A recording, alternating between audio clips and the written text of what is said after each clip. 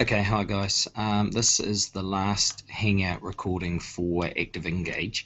I'll just get the screen share on. Basically, the idea of these last 2 or 3 weeks of the term is to run your event and then reflect on it. So we'll just pull up the big day. Now, there's very little on this because it really is as simple as this. You've got 3 weeks. The first thing you need to do is run your event. So that really depends on how you want to have put it together.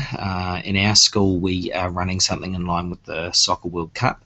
So whenever there's a game being played in the World Cup, we have teams at school that are also playing a game. We're not using football, we're using change-up. But then we're using the game that we've played that day as sort of motivation to watch the bigger tournament and so on. So we're running a long-term tournament rather than a one-day event. But lots of you guys will probably run a one-day event where you sort of timetable out an afternoon and you put all your kids in teams and they go and have a good old go at whatever it is you've organised. But it doesn't really matter what you've organised, you just need to run the event. The kids have to have a good time, get some photos, participate, have kids involved in every aspect of setting it up, playing in the games, refereeing, whatever you can really handle. At the end of the event, you need to have some certificates or some sort of award ceremony and get photos of that sort of thing. But then the next bit's really where it starts to come in. You need to share the success of the event with the interested parties. So if you've created an event to promote a product, you need to report back to those to the people that provided the product, or to the people who have prompted you to run this event.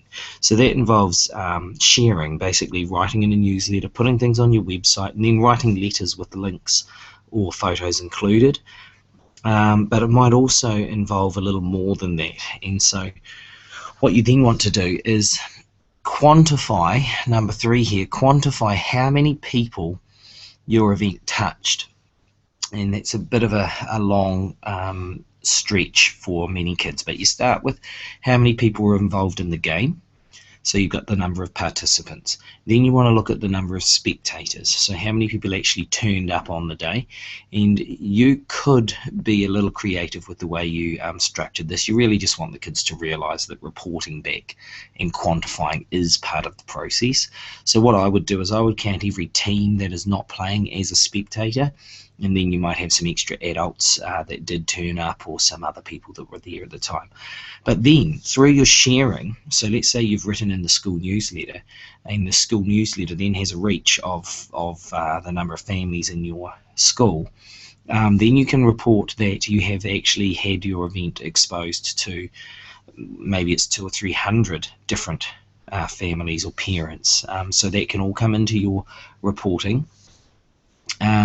You might have it on the website, and you might be able to get some analytics off how many hits you've had there, or something along those lines. So you want to be able to get the kids to put together a report that is full of photos, but has a couple of graphs, if you like, and it has a few graphs showing the number of participants. It has a few sort of data displays that show the number of people that were aware of the product. You might, if you really want to go to this extreme, you might have some sort of call to action as part of your event.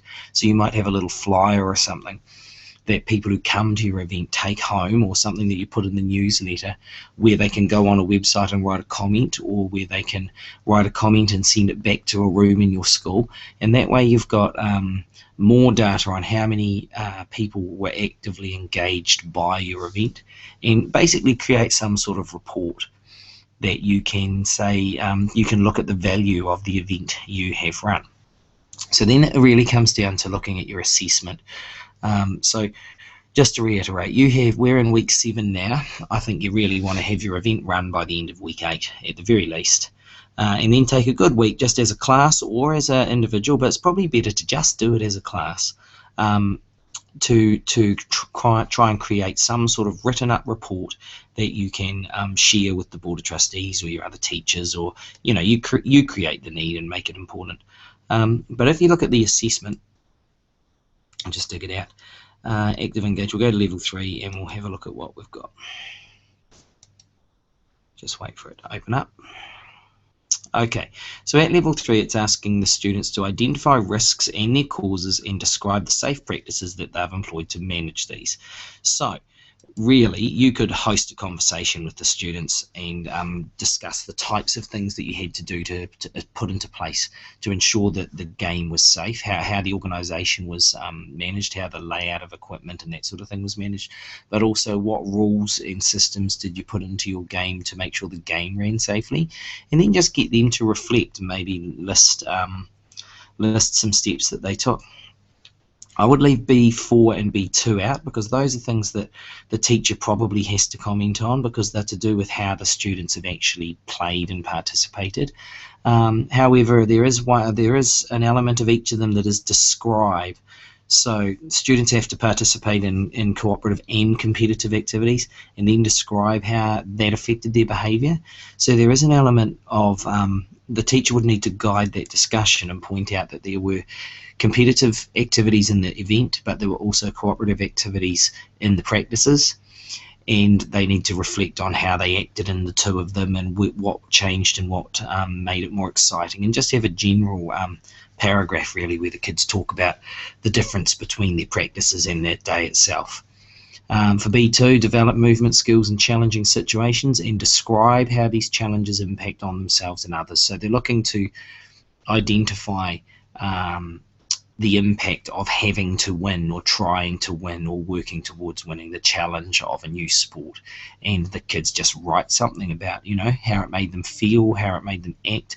Did they form any new friendships? Did they have any arguments along the way? Can they connect anything that they gained with anything that was provided? So that's quite a hard concept to gain, but big old class brainstorm and a bit of a talk, and then ask them to write a few sentences. C3, identify the pressures that can influence interactions with other people and demonstrate assertive strategies to manage these. So firstly, I'd ask the students to identify situations in the game or the organisation towards the event that created pressure or arguments or tension, and then next to that or below that, they would have to list things they did to cope with those problems. And then finally, D2 is participating in the event. So did they? Yes or no? And then they have to describe the benefits of that event for the well-being of their community. So again, if they've looked at the number of participants and the number of spectators and the number of adults involved, they can probably give quite a numeric or quantifiable kind of answer to explain that their event assisted the community to come together for a purpose and that there was some positive impact.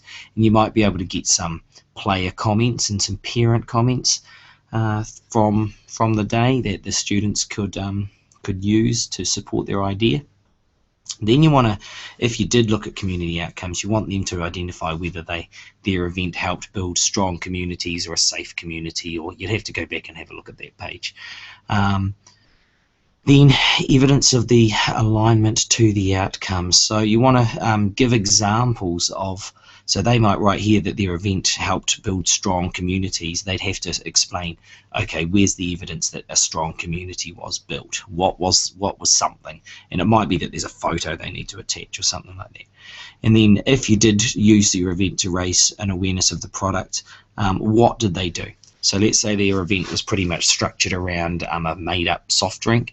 And what did they do? Did they make posters? Did they put ads in the newsletter? Did they give little flyers out? Did the kids paint it on their uniforms? Did they have them on the certificates? Just make a list of anything they did that promoted the product or the purpose.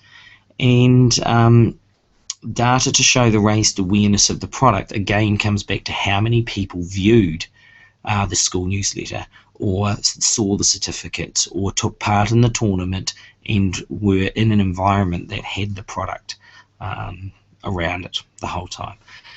So I know this term's been quite a project-based kind of term. It's not with more freedom, if you like, and hopefully you have managed to struggle your way through towards creating some sort of event. Next term, we look at improving performance. Improving performance looks at getting better at a skill, getting better at a cooperative activity, and getting better at a team strategy. So sort of 3 different levels of how you get better. It's really heavy on reflection and providing feedback to a peer, and skill analysis, and breaking down an activity into chaining the mechanics, really. So hopefully you've got something out of this term. It's a hard topic to work your way through, but really you can't go wrong. If in doubt, give it a go and see what you end up with. So yeah, hope you make the most of it. Thank you.